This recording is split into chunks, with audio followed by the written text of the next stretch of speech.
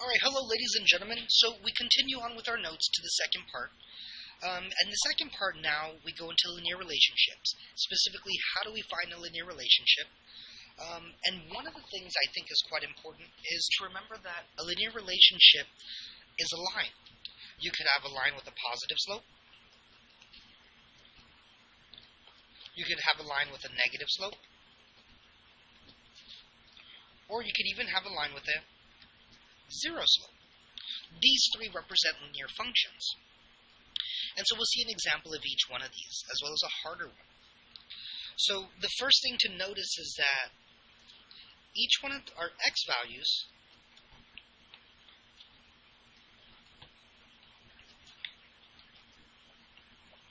is increasing by 1. And for the most part, that's what we're going to be working with. A little review, we call this the change in x.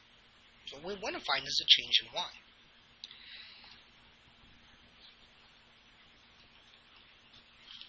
And so as we do this, just like we did before, so we take the next y value, which is 9.5, and we subtract it by the previous y value of 5. And as we subtract those, we get 4.5.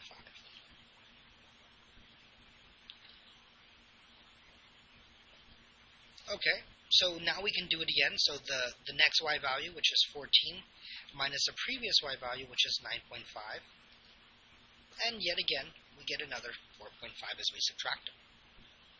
And we'll keep this up for the remainder of the table. So our new value is 18.5, minus the previous y value of 14. And we get 4.5. Now, for those of you that can do some of the mental math in your head, it's okay to not show this part if this is accurate. But if you're inaccurate here, I'm going to ask you to show that work so we become more precise in our work. And so lastly, 23 minus 18.5, and that gives us 4.5 one more time. What we finished doing and finding is a first difference. And our first difference here are all the same, or constant.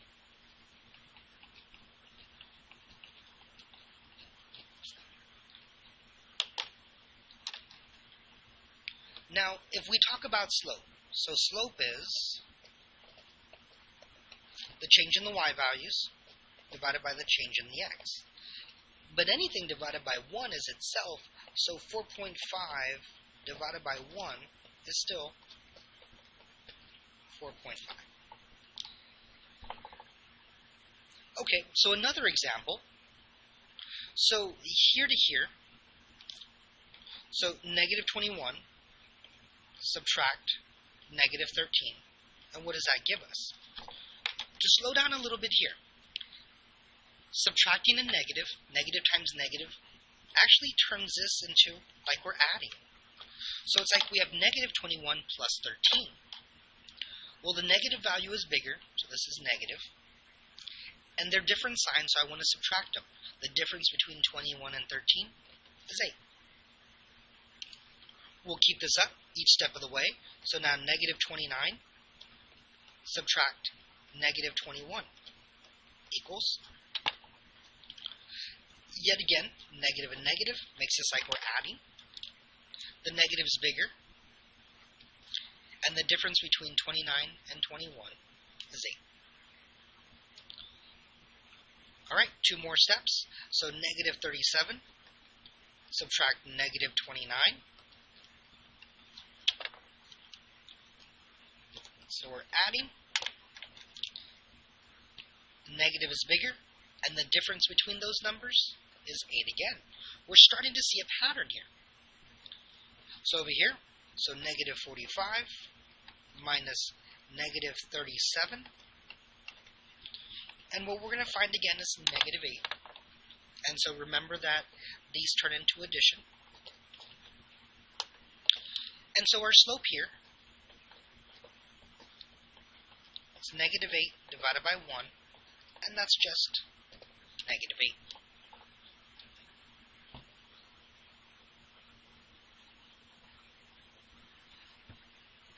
Okay, so for the last two parts that we're going to see, so one of the change amounts is easy, is when it's 0.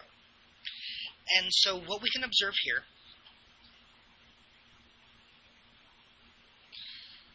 we may not like sideways tables, and these are horizontal, versus the other tables are vertical. Here it's very easy to see that we didn't add or subtract anything. In fact, the change all along the way, I could say we added 0. You could even say you subtracted 0. This is a linear relationship. Yet again, that first difference is constant, and that's our focus. So at this part, our slope is 0 divided by that change of 1, which is 0. Okay, so the last thing that we can review on linear relationships is what happens if it's not counting by 1. And that takes us back to our Algebra 1 class. So, in fact, this time we're finding the changes in the x. So 0 to 2. Well, we went up by 2. 2 to 6. Well, we went up by 4. 6 to 9. We went up by 3. 9 to 11. We went up by 2.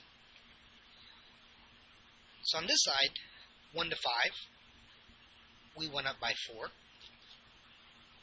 5 to 13, we went up by 8. So 6, 7, 8, 9, 10, 11, 12, 13.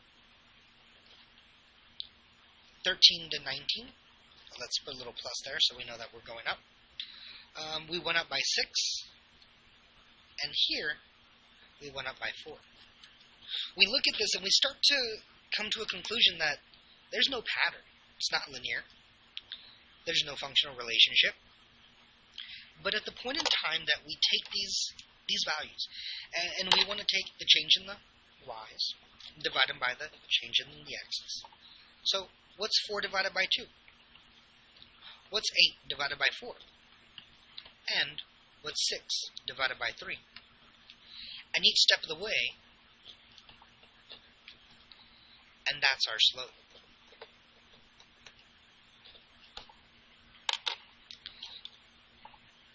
So, our conclusion at the end, to have a linear relationship, the first difference must be constant, must not change. And to find the slope of a linear function, we divide change in y by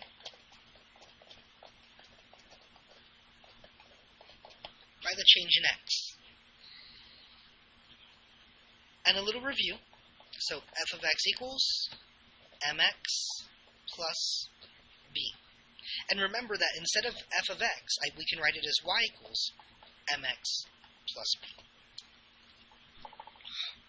Well, here's where I made a mistake. These are our general forms of a linear function. If I want to say parent function, that's just y equals x. So we'll be using that a little bit later.